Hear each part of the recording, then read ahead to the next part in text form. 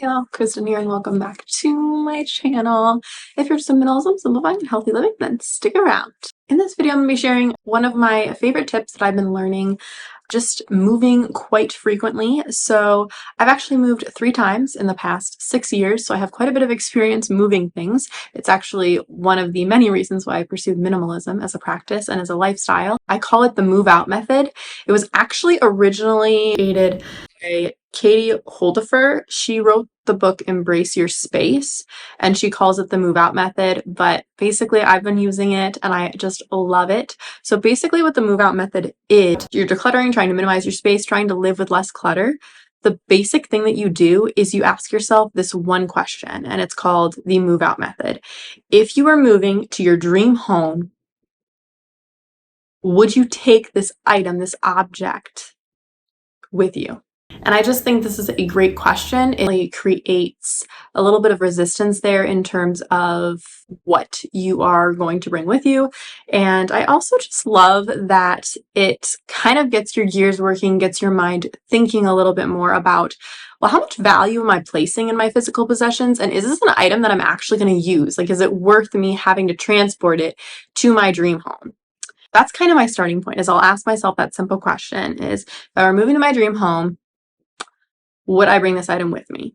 And if the answer is no, then obviously I'm not going to take it. If the answer is I don't know, I have a little bit of a trick here of some other questions I ask myself that help out with kind of weeding out and figuring out exactly what items I'm going to bring with me if I'm moving. Basically, I kind of use like a visualization process when I picture myself moving items. So I will quite literally describe and visualize my dream home. So if I really imagine my dream home to be like a ranch style house with lots of windows, lots of natural light, then that's what I'm going to picture. And I'm going to even picture the color. Like, is it neutral? Is it gray? Is it tan? Is it a bright color? Is it like a blue color? And I picture where the bedrooms are going to be, how many bathrooms I'm going to have, what my kitchen space is going to look like. I'm going to have a big kitchen island, right? I visualize my entire space.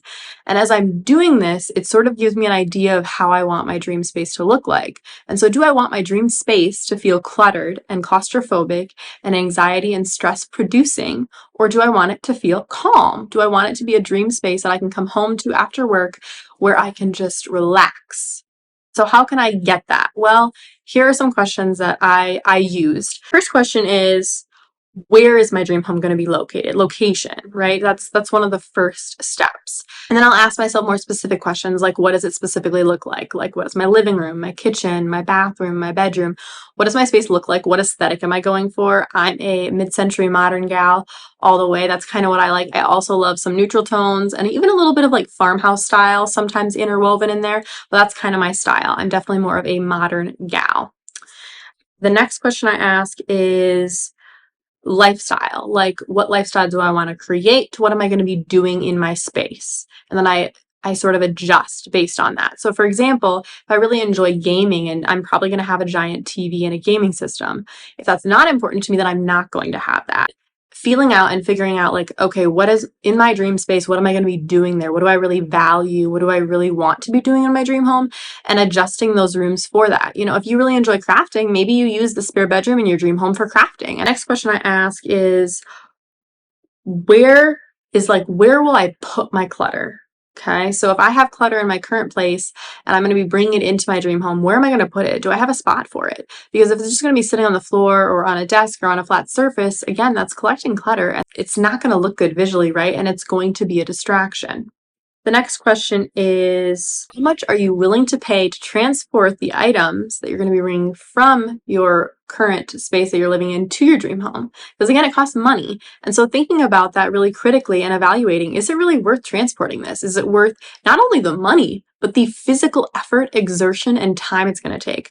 Someone who's moved 3 different times in the past 6 years, I know how much effort, time, and like energy it takes to move, like physical energy, mental energy to pack up and move everything. The amount of time is insane. And that is part of the reasons why I actually minimized my wardrobe, because that alone was a beast to tackle the first time. And so when I got rid of literally 90% of what I owned clothing wise, that definitely helped a lot in the moving process. Like, I could fit all of my clothes in 2 big totes The next question is, how do I imagine using my space? So I've kind of covered this a little bit already, but how do you actually use it? If you really enjoy cooking, maybe you frame and create your entire home based off of your kitchen because that's something that you love. You love creating and baking and cooking. For me, I probably spend the most amount of time in my living room on my couch, like reading, listening to YouTube videos, listening to music, and my kitchen. Like, I love baking. I love making bread. I'm sure if you guys have watched my vlog style videos, I love baking and cooking. And so for me, that's my space. And so as much as I can, I try to gear that towards my apartment and kind of make it work for me. And so if I'm imagining my dream home, obviously my kitchen is a lot larger. That doesn't mean I have to accumulate a ton more kitchen gadgets. Like, if I can make do with what I have and I don't need more, I don't need to accumulate a ton more either. The other thing is, this item help establish my dream home the way that I imagine it to be? Or is it going to weigh me down and create feelings of guilt, feelings of shame, feelings of stress, feelings of anxiety, right? When I imagine it, really ask yourself, is this going to establish the aesthetic and the home, the dream home that I really want? Like, is this item going to do that for me? And if it's not, then there's your answer, right?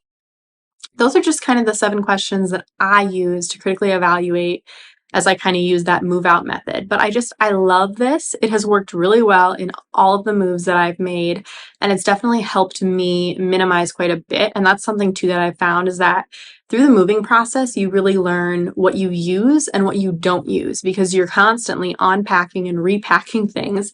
And so you're also evaluating a little bit more critically, like, okay, am I using this or not using it? Even if you're not moving to your dream home right now and you want to reimagine your space and create a dream home in the space that you're already in.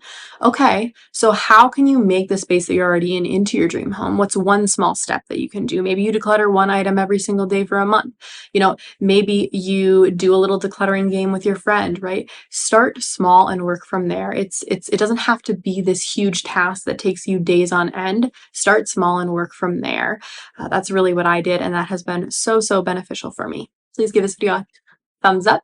But otherwise, until next time, it is a beautiful day to simplify. I love you all, and thank you all so much for watching. I'll see you guys in the next one. Bye.